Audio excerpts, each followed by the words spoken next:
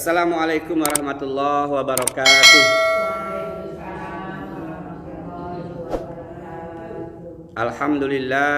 Alhamdulillahilladzi hadana li hadza wa ma kunna linahtadiya laula an hadanallah. Asyhadu an la ilaha illallah wahdahu la syarikalah wa asyhadu anna Muhammadan abduhu wa rasuluhu la nabiyya ba'dah. Allahumma salli ala sayyidina Muhammad wa ala alihi wa man tabi'ahum bi ihsan ila yaumiddin, amma ba'd. Fa ya ayyuhal hadirun ittaqullaha haqqa tuqatih wa la tamutunna illa wa antum muslimun. Shadaqallahul azim. Saudari-saudariku rahimakumullah, marilah kita senantiasa bersyukur kepada Allah Subhanahu wa taala. Allah sampai hari ini masih memberikan nikmat hidup kepada kita. Artinya ada peluang, kesempatan yang Allah berikan untuk memperbaiki amal-amal kita, untuk menambah amal-amal kita, untuk meninggalkan amal-amal buruk kita. Mudah-mudahan pengajian yang senantiasa kita laksanakan ini bagian dari cara kita untuk mendapatkan pahala di sisi Allah Subhanahu wa taala. Amin. Kemudian salawat dan salam semoga senantiasa tercurahkan kepada teladan terbaik kita Nabi Muhammad sallallahu alaihi wasallam. Kita berharap diakui sebagai umatnya karena kita mengikuti sunnah beliau, mengikuti apa yang beliau ucapkan, mengikuti apa yang beliau perintahkan, meninggalkan apa yang beliau larang. Nah, saudari-saudari rahimakumullah, kali ini kita akan mengkaji sesuatu yang juga penting untuk kita ingatkan, yakni tentang hakikat rezeki. Jadi yang mencatat judulnya hakikat rezeki. Ada yang bilangnya rezeki, ada yang bilangnya rizki. Terserah, yang pasti kita akan mulai segala sesuatu dengan definisi. What's the meaning of the rezeki? Apa itu rezeki? Supaya kita punya batasan kajian kita, jangan sampai ngelantur kemana-mana. Jamaah rahimakumullah, para ulama mendefinisikan rezeki itu, mengartikan rezeki itu adalah segala sesuatu yang bermanfaat bagi kita. Jadi para ulama menjelaskan definisi ini begitu luasnya. Jadi apapun yang bermanfaat bagi kita itu namanya rezeki. Artinya bukan hanya materi, bukan hanya harta, pangkat, kedudukan, jabatan, rumah, kendaraan, kebun, toko, bukan hanya itu. Tapi juga termasuk yang non materi, kesehatan, ketentraman jiwa, pendengaran, penglihatan, indera perasa kita ini juga rezeki. Kadang kita lalai, lupa rezeki itu hanya duit, ya, hanya makanan, hanya pakaian, hanya rumah, hanya kendaraan. Padahal penglihatan kita ini rezeki yang luar biasa. Ibu-ibu mau nggak diganti penglihatannya jadi buta dikasih 1 miliar? Nggak mau. 1 miliar kan ya? Padahal mungkin sampai mati kita nggak mungkin terkumpul uang 1 miliar. Ibu mau diambil jempolnya dibayar 500 juta?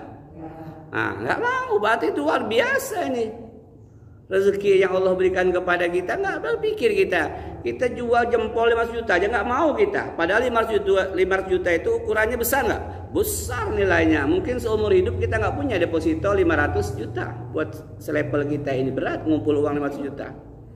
Artinya begitu berharganya, begitu bernilainya. Alangkah banyak rezeki yang terkadang nggak kita sadari. Karena kita hanya nggak rezeki itu hanya duit di dompet, hanya gelang emas, hanya cincin, hanya ngelihat rumah, ngelihat mobil, ini rezeki saya. Tidak sebatas itu. Indera perasa kita ini rezeki yang luar biasa besar nilainya. Ibu kalau nggak bisa lagi membedakan mana asam, mana pahit, mana manis, nyaman nggak hidup? Kayak orang kena COVID lah ya, nggak bisa lagi membedakan itu. Rasa udah gemeteran, enggak. Nah kawat saya ini, nah itulah bandingannya. Indera perasa lidah kita ini bisa bedakan mana manis, mana asam, mana pahit, mana pedas. Itu udah luar biasa nikmatnya. Seandainya Allah ambil, kalau dikasihnya kita penyakit, nggak punya indera perasa, hilang, waduh, apa yang terjadi tuh? Makan bakso nggak ada rasa apa-apa, makan minum makan PMP ngirup cukanya kok nggak ada rasa, apa jadinya dunia ini? Nauzubillah. Nah, jamaah rahimakumullah, jadi kalau kita bicara rezeki bukan hanya materi, bukan hanya benda, tapi di seluruh tubuh kita ini sudah ada rezeki dari Allah yang luar biasa. Belum lagi kesehatan kita, ketentraman batin kita, tenang, mau ibadah tenang, sholatnya khusyuk, itu karunia Allah. Nah, saudari-saudari rahimakumullah, jadi intinya rezeki segala sesuatu yang bermanfaat untuk kita. Nah, para ulama membagi rezeki itu terbagi dua. Ada rezeki yang bermanfaat bagi badan. Makanan, pakaian, tempat tinggal itu bermanfaat bagi badan kita, bagi tubuh kita, jasad kita. Ada rezeki yang bermanfaat bagi agama kita. Itu hanya dua, ilmu dan iman. Kalau yang pertama rezeki badan udah pasti dijamin oleh Allah di dunia ini. Kalau rezeki untuk agama yang bermanfaat untuk agama, ilmu dan iman, kalau dia nggak berusaha belajar ilmu, istilahnya ngaji kayak kita ini, itu nggak mungkin ada ilmu dia. Kalau ilmunya nggak ada, maka otomatis imannya juga belum tentu ada. Kalaupun ada, barangkali imannya bisa keliru karena tanpa didasari dengan ilmu. Jadi secara garis besar ada rezeki yang bermanfaat untuk badan kita, makanan, pakaian, tempat tinggal dan sebagainya. Lalu ada rezeki yang bermanfaat untuk agama kita, untuk keselamatan kita di akhirat. Jamaah rahimakumullah.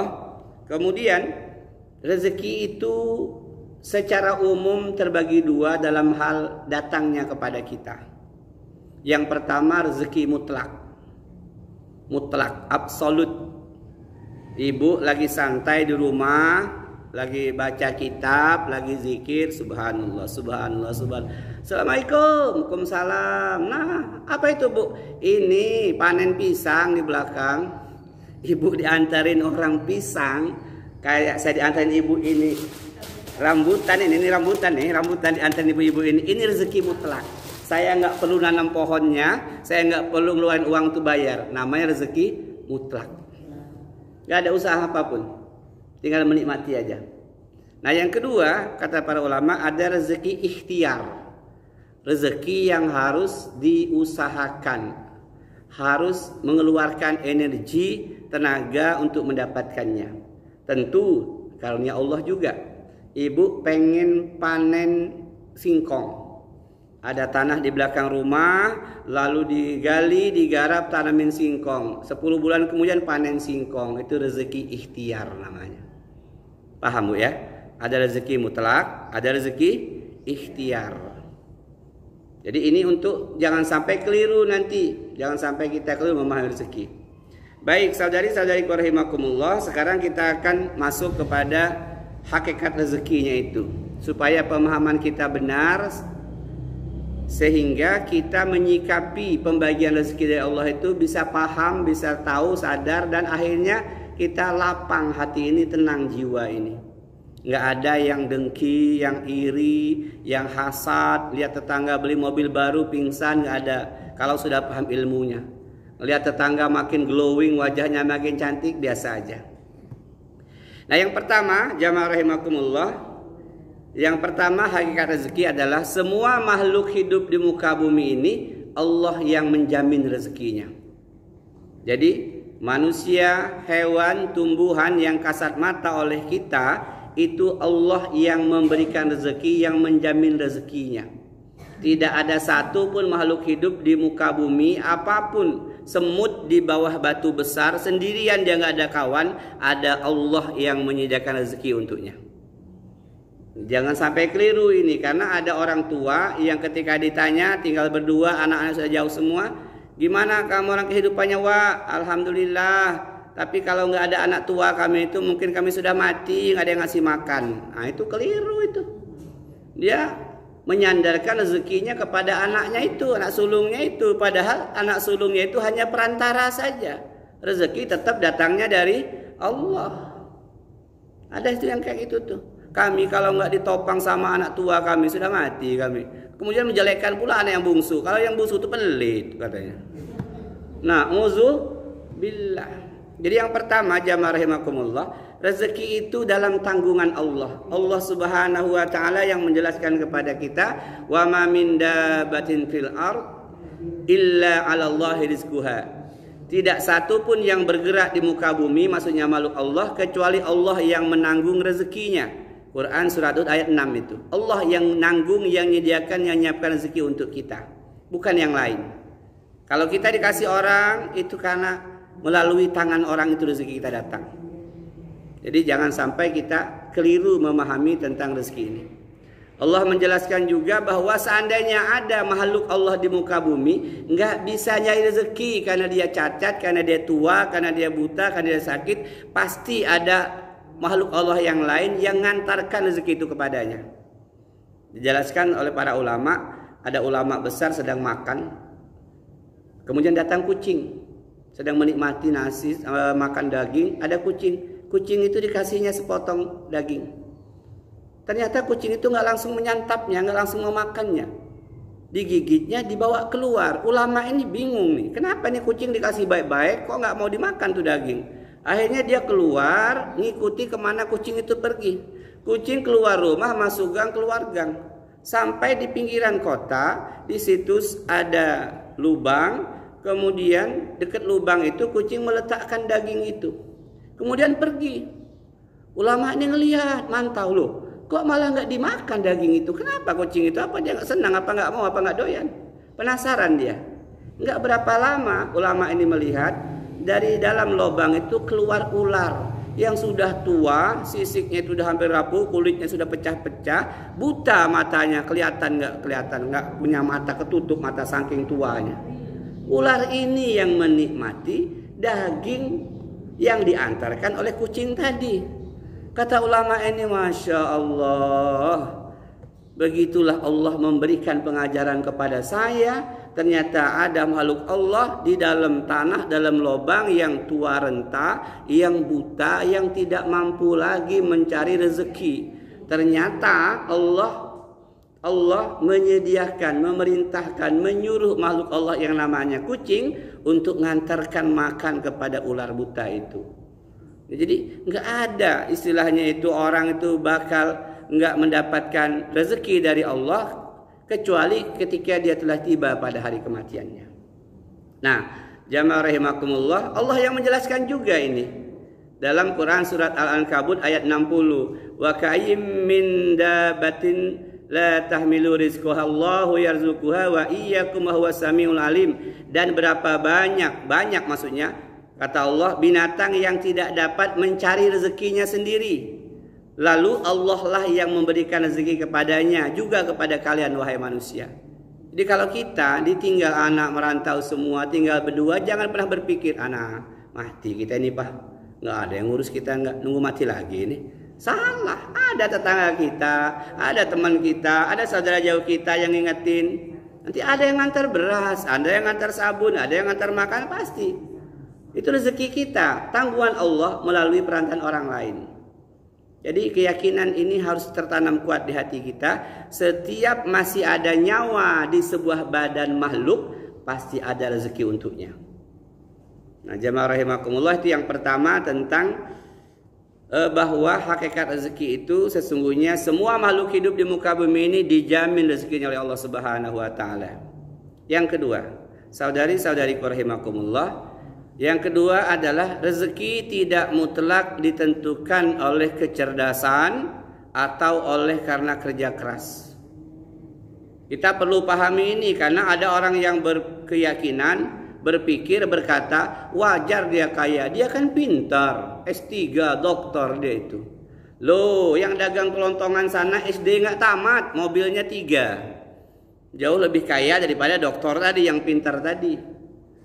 Artinya jamaah rahimakumullah, rezeki itu tidak mutlak tergantung dari kepintaran otak kita, bukan tergantung dari kecerdasan kita, bukan pula tergantung dari kerja keras kita.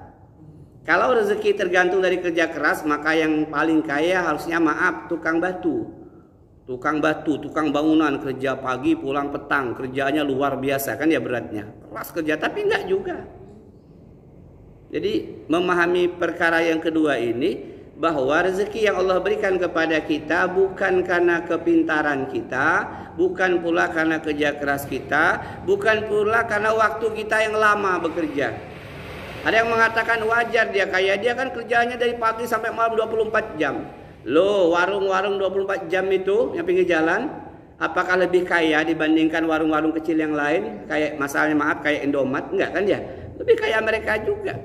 Ada warung 24 jam sampai tergampoi-gampoi dia nungguin warung sampai subuh. Saya lihat kalau saya lewat itu, Masya Allah, ibu itu luar biasa kerja kerasnya. Tapi apakah dia dapatkan rezeki yang banyak? Enggak. Nah jamaah rahimakumullah, kalau rezeki karena kecerdasan kepintaran, maka yang paling kaya harusnya profesor doktor karena mereka pintar-pintar. Tapi ternyata enggak. Jadi rezeki tidak mutlak tergantung pada kecerdasan ataupun pada kerja keras seseorang. Kalau itu, na'udzubillah, keliru kita kalau memahami seperti itu. Lalu bagaimana rezeki itu? Rezeki itu kehendak Allah, kekuasaan Allah. Allah lah yang membaginya kepada seluruh makhluknya dengan ukuran yang sesuai dengan ilmunya Allah. Kata Allah Subhanahu wa taala, Allah bagi rata ini, bagi bukan maksudnya bagi rata semua makhluk, tapi jumlahnya berbeda-beda ukurannya. Allahu latifum bi ibadihi yarzuqu man yasha wa huwal qawiyul aziz. Allah yang maha lembut yang terhadap hamba-hambanya. Allah lah yang memberi rezeki kepada yang dikehendakinya. Dibagi semua. Jadi rezeki juga nanti tidak tergantung kepada ketaatan dan ketidaktaatan. Rezeki tidak tergantung kepada zalim dan tidak zalim. Rezeki tidak tergantung kepada yang taat dan tidak taat. Rezeki tidak tergantung kepada amal-amal kita. Allah bagi semua rezeki. Orang beriman dibagi, orang kafir juga dibagi-bagi semua. Terserah Allah. Karena Allah maha lembut, maha penyayang, dibagi semua. Allah yang ngasih rezeki itu, dan tentu semua ada hikmahnya. Ada hikmahnya pembagian rezeki itu. Kenapa si fulan kok kerjanya santai, rezekinya melimpah? Itu ujian buat dia. Kenapa? Supaya dia bersyukur. Kalau dia dengan rezeki melimpah nggak bersyukur, berarti dia gagal dalam keujian keimanannya. Kenapa si fulanah kerjanya luar biasa, tapi kok rezekinya gitu aja?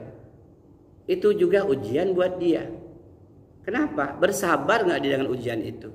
Kalau dia nggak bersabar nanti, maka dia otomatis melakukan hal-hal yang bertentangan dengan syariat. Dagang sudah lama nih nggak laku-laku. Mana dukun yang paten ini ya biar laris ya. Ya kan?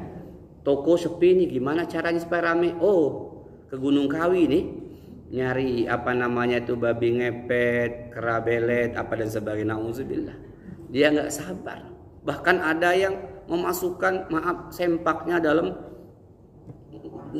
kuahnya, kuah makanan, kuah bakso. Nauzubillah. Karena dia nggak sabar dengan miskin, dia pengen kaya, pengen rezeki banyak, akhirnya dia gagal ujian berupa kesempitan hidup. Dia melakukan hal yang tercela, menyekutukan Allah, berbuat syirik, minta tolong kepada setan. Memang kaya dia akhirnya, boleh jadi dia kaya, makmur sejahtera. Tapi apakah ridho Allah dengan perbuatan itu? Tentu Allah murka. Dia kaya atas izin Allah, kehendak Allah, tapi perbuatannya yang menyekutukan Allah dengan meminta kepada jin, setan dan lain sebagainya, Allah murka kepadanya. Kadang dia nggak tahu, seolah-olah alhamdulillah sedekahnya diperbanyak, sholatnya rajin, tapi tadi mencari rezeki dengan cara menyekutukan Allah tadi dia lakukan terus. Dia pikir nanti bakal imbang, ya tidak, ya. Jamaah rahimakumullah. Jadi Allah Subhanahu wa taala memberikan rezeki kepada siapapun. Tidak ada batasan, tidak ada batasan dia beriman, dia tidak beriman, semuanya dikasih. Ini menyangkut rezeki badan. Tapi kalau rezeki ilmu iman nggak bisa, ada pembatasan. Bagi Allah yang ridhoi, Allah tolong dia belajar agama, nuntut ilmu, akhirnya imannya mantap. Ketika diberi ujian seperti tadi, dia tidak akan tergelincir. Baik jamaah rahimakumullah. Jadi rezeki tidak mutlak karena kita pintar atau karena kita cerdas. Yang ketiga, rezeki itu bukan ukuran kemuliaan atau kehinaan seseorang. Jadi jangan merasa ketika kita lancar rezekinya, badan sehat, suami karir naik terus, duit lancar, jangan dikira kita sedang dimuliakan oleh Allah. Karena itu perkiraan yang dilakukan oleh orang-orang terdahulu.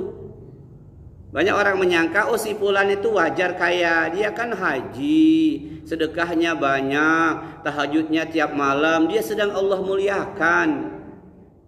Itu kenapa miskin? Memang Allah sedang hinakan dia. Na'udzubillah. Jadi rezeki, kekayaan, harta, pangkat, kedudukan, jabatan seseorang bukan ukuran kemuliaannya, bukan. Na'udzubillah, summa na'udzubillah. Allah menjelaskan dalam Quran surah Al-Fajr, jamaah rahimakumullah, fa ammal insanu idza mabtalahu rabbuhu fa akramahu wa na'amahu fa yaqulu rabbi akraman.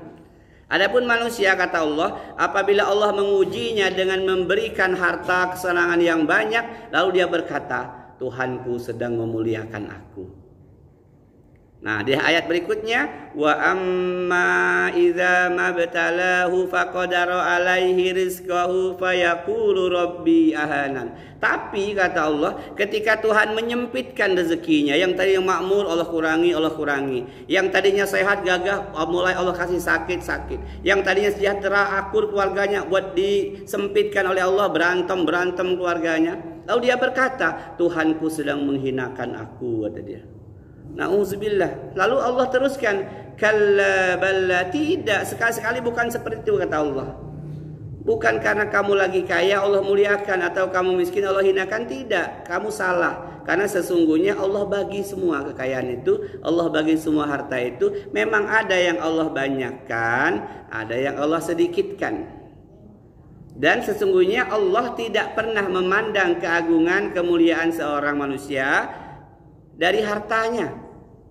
Kita udah sering dengar hadisnya, innallaha la yanzuruna ila suwarikum wa amwalikum. Sesungguhnya Allah tidak akan pernah memandang pada wajahmu, posturmu, fisikmu, dan segala macam penampilanmu. Dan Allah juga tidak memandang pada hartamu. Mau kaya, mau berpangkat, berkedudukan tinggi, Allah nggak pandang itu semua. Di mata Allah nggak ada nilainya itu. Apa yang Allah lihat dari diri manusia? Walaki yanzuruna ila qulubikum. Allah melihat pada hati. Nah jemaah, kita udah sering bahas masalah hati. Allah tuh lihat hati kita ini bersih enggak? Jujur enggak iman kita ini? Wa amalikum, dan Allah melihat pada amal-amal kita. Amal kita, salat kita asar tadi akan diterima Allah kalau dalam hatinya niatnya karena Allah. Ngaji kita ini duduk capek kita dengerin, gurunya ngajarin, lelah, ngantuk. Allah lihat hatinya, ikhlas. Ini niatnya ngaji ini untuk apa? Untuk Allah atau untuk dunia? Ketika untuk Allah, itulah yang dilihat oleh Allah Subhanahu wa taala. Jadi jangan sampai kita keliru ketika melihat orang hidupnya kaya, sejahtera, sehat, tampaknya bahagia banget, lalu kita katakan Allah memuliakan orang itu. Enggak. Bukan itu ukuran kemuliaan manusia. Kalau lebih singkatnya Allah nyatakan, inna akramakum indallahi atqakum. Yang paling mulia itu yang paling takwa. Takwa itu apa, Ustaz? Takwa itu bahasa sederhananya patuh. Apa yang Allah perintah kerjakan, apa yang Allah larang tinggalkan. Takwa itu apa, Ustaz? Takwa itu takut kepada Allah sehingga enggak mau berbuat dosa dan maksiat. Dia ngeri dengan ancaman Allah karena azab Allah sangat pedih. Nauzubillah. Jadi jamaah rahimakumullah, rezeki bukan ukuran mulia atau hinanya seseorang. Allah bagi rezeki sebagai ujian. Bagi yang diberikan kelapangan, apakah dia bersyukur? Semakin bertambah nikmat dari Allah, semakin tinggi ketaatannya.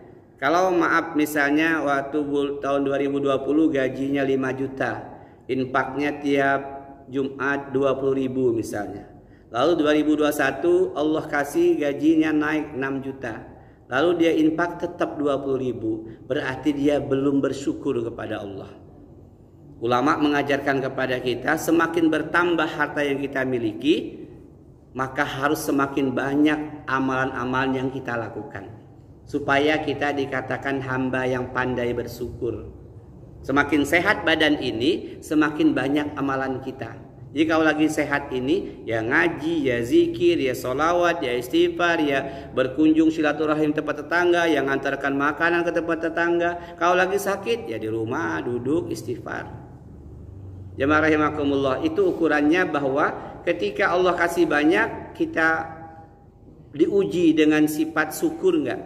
Ketika diberi sedikit, sempit, bersabar enggak. Kalau itu bisa kita lalui, insya Allah lolos kita. Jemaah rahimakumullah, kata Allah Subhanahu wa taala, Inna rabbaka yabsutur rizqa liman yasha wa yaqdir innahu kana bi ibadihi khabiran basira. Sesungguhnya Tuhanmu melapangkan rezeki kepada siapa yang Dia kehendaki dan menyempitkannya. Ada yang dilapangkan, ada yang sempitkan. Itu kekuasaan Allah, kehendak Allah. Allah beri sebagai ujian. Dalam ayat lain Allah juga nyatakan wallahu faddala ba'dakum ala ba'din fir rizq. Dan Allah melebihkan sebagian kamu dari sebagian yang lain dalam hal rezeki. Jadi kita jangan usah iri, nggak usah hasad, nggak usah dengki. Kalau ada orang yang kerjanya santai aja, tapi kok rezekinya naik terus ya, itu ujian buat dia. Dan ketika kita disempitkan, jangan sedih. Ini ujian juga. Sabar nggak saya dengan ujian ini? Misalnya dari kepala kantor tiba-tiba non job, ya kan? Kadang kalau nggak kuat iman, nah gimana ceritanya? Ini saya ini lurus, jujur, dia curang. Kalau ada orang yang curang, yang korup, yang nyuap, yang nyogok, lalu karirnya nanjak terus, itu bukan sesuatu yang Allah ridhoi. Sesungguhnya dia sedang diazab oleh Allah yang namanya istidraj.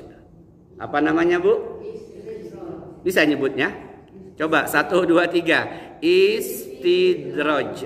Jadi kalau ada orang maksiat kepada Allah, maaf misalnya nyuap, nyogok segala macam agar anaknya sukses, agar dia bisa jadi kepala kantor, agar karirnya mantap, tapi dengan cara yang haram dan dia dapat semua, dia aman. Atau ada orang yang korupsi, dia lancar aja. Atau ada orang yang berbuat jahat, maksiat, menzolimi orang lain, tapi keluarganya bahagia. Jangan salah, dia sedang diazab oleh Allah dengan sesuatu yang disebut dengan istidraj.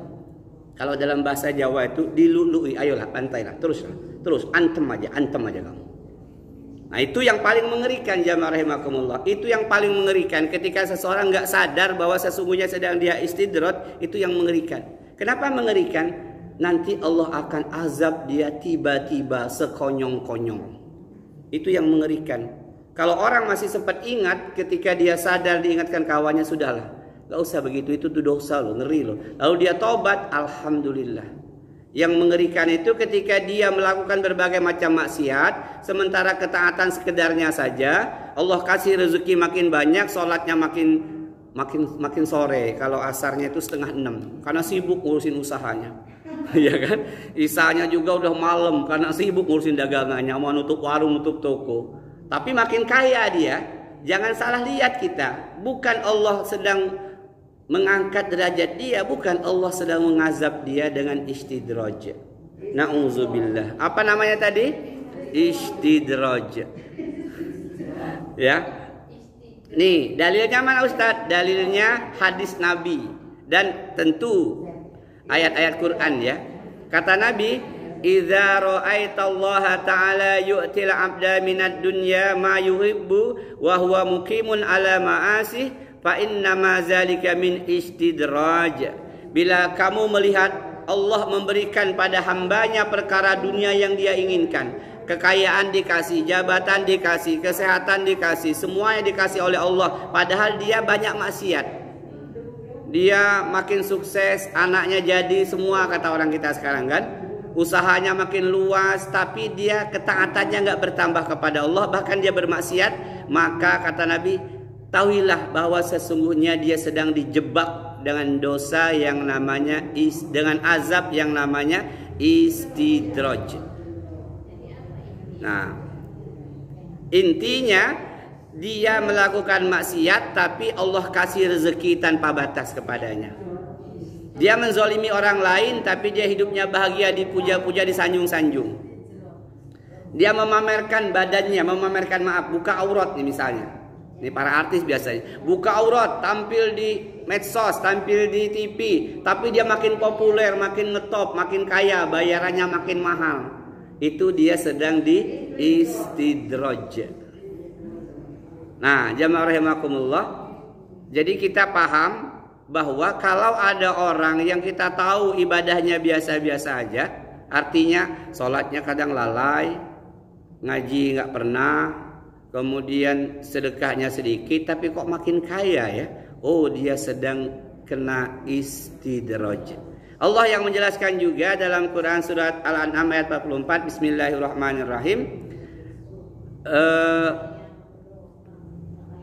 Maka tatkala mereka melupakan peringatan yang telah diberikan kepada mereka, kami pun membukakan semua pintu-pintu kesenangan untuk mereka. Masya Allah ya.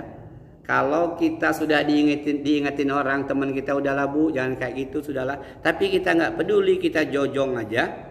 Allah malah bukan akan mengazab kita. Allah memberi kita seluruh kesenangan yang kita inginkan. Jadi ketika sudah diingatkan oleh teman, oleh saudara bahwa janganlah begitu, itu nggak benar, nggak apa-apa kok, buktinya saya tenang-tenang aja nih, buktinya nggak ada azab Allah untuk saya, makin sukses saya. Sudah diingetin, Allah bukannya nurunkan azab, tapi Allah berikan kesenangan dunia, semua yang diinginkannya terkabul.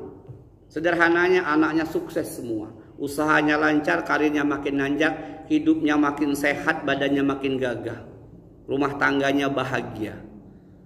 Allah bukakan pintu-pintu kesenangan. Tapi apa kata Allah? Sehingga apabila mereka bergembira dengan apa yang telah diberikan kepada mereka, kata Allah, kami siksa mereka dengan sekonyong-konyong. Maka ketika itu mereka terdiam berputus asa. Lagi sibuk ngejar dunia, ngejar karir, jeleduk, kata kita kena angin duduk, mati. Enggak sempat tobat. Itu yang paling ciloko. Kata orang Jawa, itu yang paling ciloko, paling celaka tuh itu. Lagi asik bergelimang dengan dunia, lalu tiba-tiba diazab kematian mendadak kepadanya, nggak sempat dia istighfar, nggak sempat tobat, nggak sempat dia menyesali dosa dan maksiatnya. Itulah yang paling mengerikan. Tapi kalau sempat dia sadar ketika diingatkan, lalu dia cepat bolak-balik, cepat-cepat, ya Allah saya ini keliru, lalu bertobat kepada Allah, menyesali perbuatannya, menggantinya dengan kebaikan, itulah yang istimewa. Nah, kawan-kawan kita, bapak kita, kalau cerita masa ini, ya Allah, alhamdulillah ya Allah, kalau ingat ini ya Allah, ingat kelakuan dulu ya Allah, apapun dilakuin gak karuan hidup ini. Saya bilang bersyukurlah sebanyak-banyak, semoga bisa istiqomah sampai hari kematian.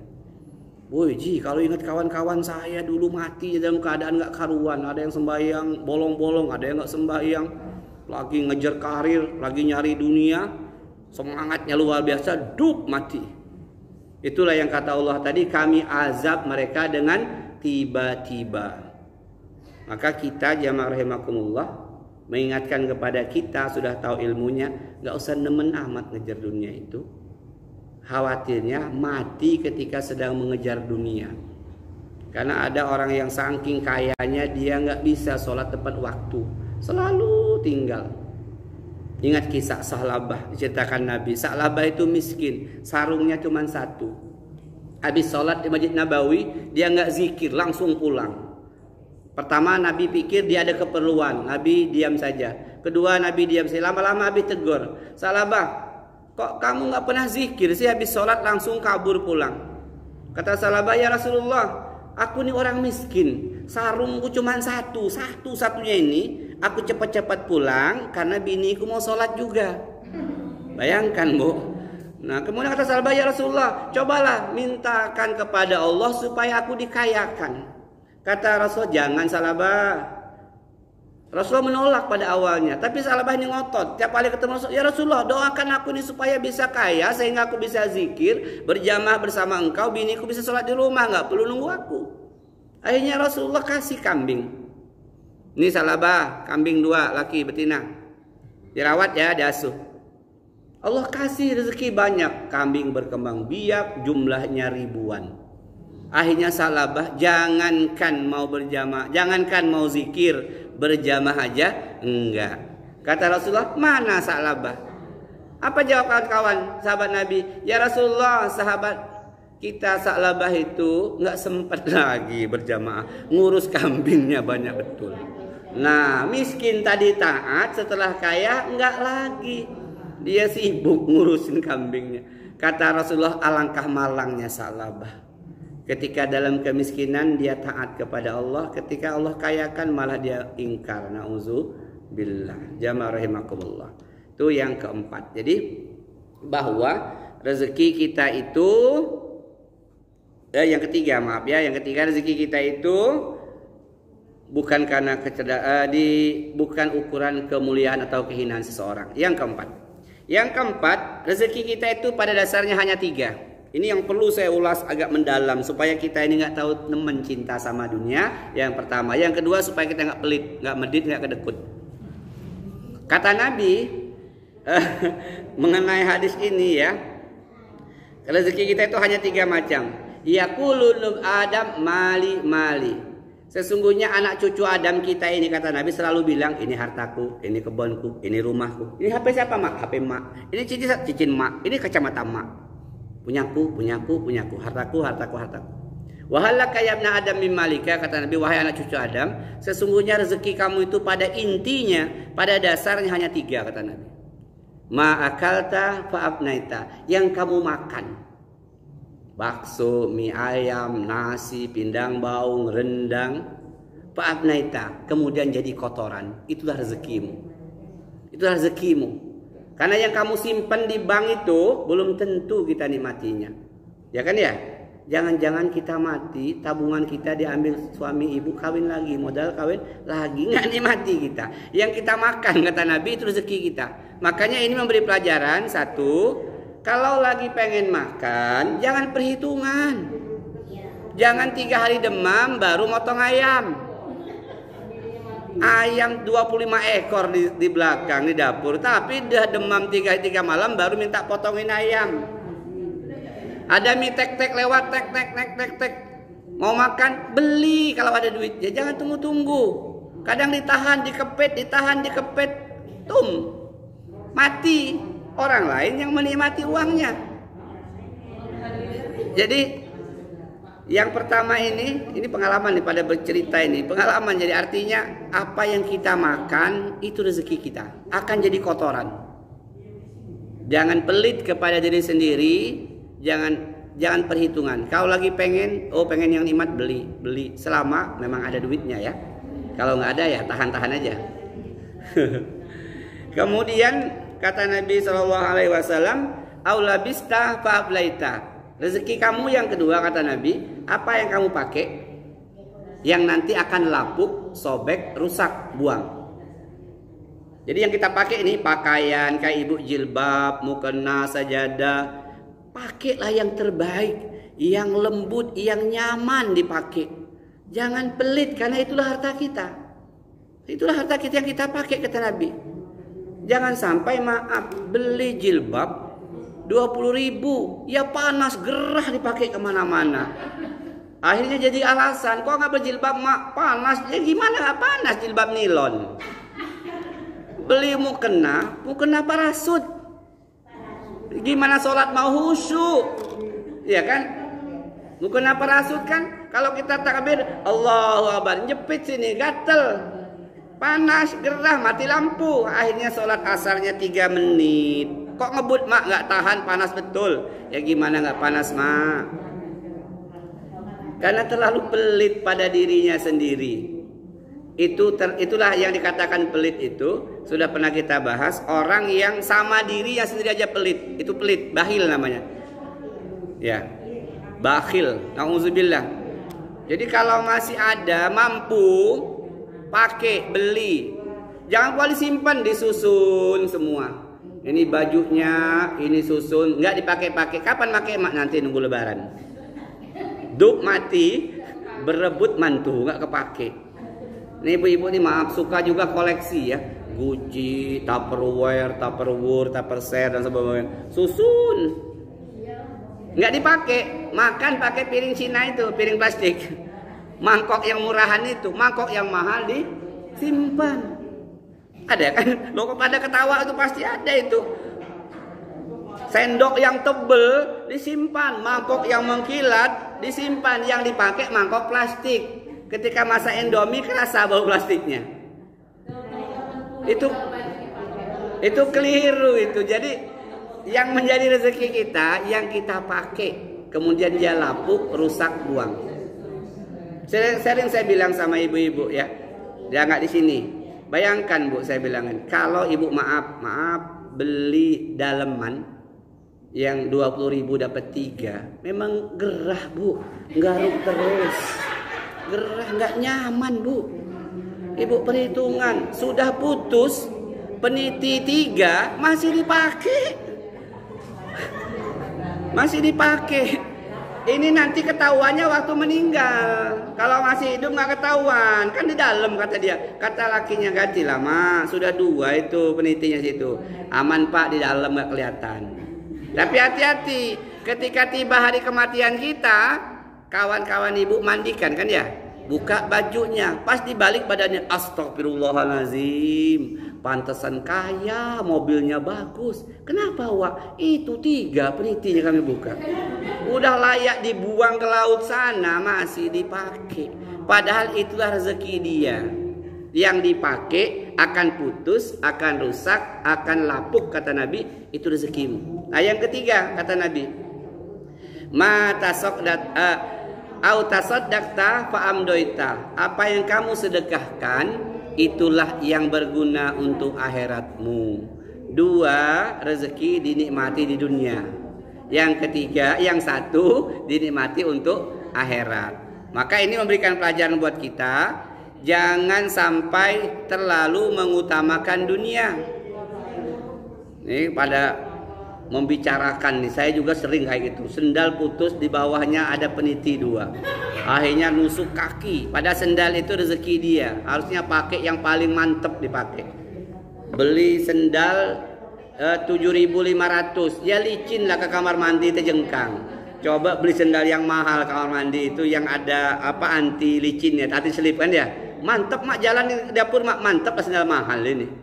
Kemarin mak terjengkang gara-gara sendal yang 7.500 itu. Perhitungan amat sama duit ya, nauzubillah. Nah, jadi hanya 3. Saya ulangi lagi jamaah rahimakumullah. 1 yang kita makan jadi kotoran, 2 yang kita pakai lapuk, 3 yang kita sedekahkan, itu yang kita nikmati di akhirat nanti.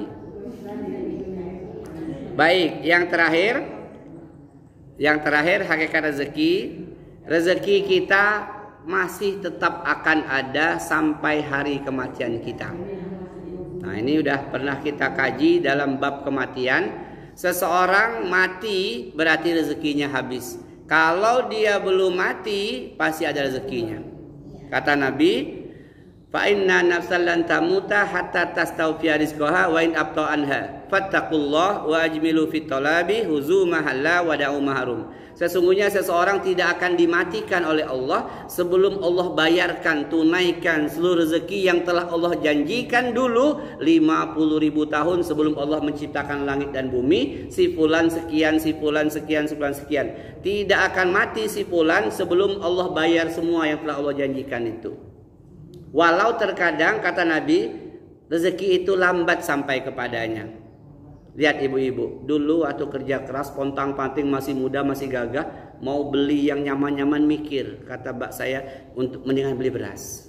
Mendingan beli beras. Mbak enak betul martabak, mendingan beli beras aja nak. Untuk makan kita, nggak usah. Mbak itu tuh anggur hijau, anggur merah enak betul. Kayak orang-orang pada beli, kita nggak mampu. Mbak aja nahan-nahan nih.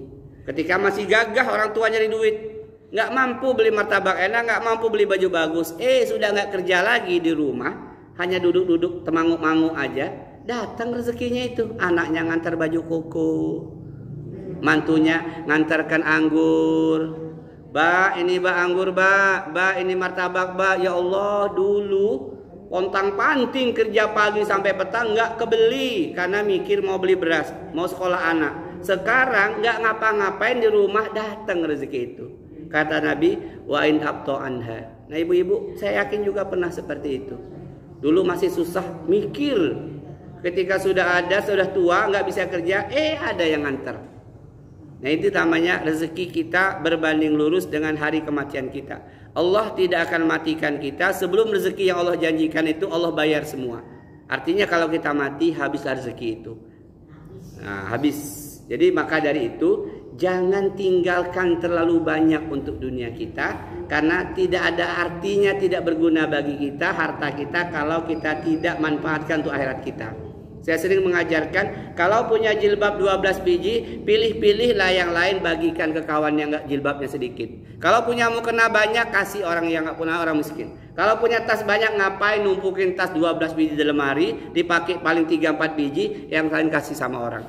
Kok mak sekarang royal? Betul mak, ini nggak akan mengantarkan kebaikan buat mak. Nyesel mak ketika hari kematian tiba, ternyata harta mak banyak yang masih ditinggal. Yang punya cincin Ustadz juga begitu. Gak usah terlalu tahan, ditumpuk, disimpan, ngek mati. Apa yang terjadi? Menyesal. Kata Allah, ketika tiba hari kematian seseorang, wa anfiqu mimma razaqnakum min qabli ay ya'ti ahadakumul maut fayaqulu rabbi laula akhartani ila ajalin qarib fa as-sadaqa wa akum minas salihin wa la yu'akhirullahu nafsan idza ja'a ajaluha wallahu khabirum bima ta'malun. Singkatnya begini, dan ketika tiba hari kematian seseorang, dia berkata, ya Allah, tundalah kematianku sebentar aja ya Allah. Dikit aja kasih waktu ya Allah. Kata Allah, mau ngapa kamu kalau kami tunda kematianmu?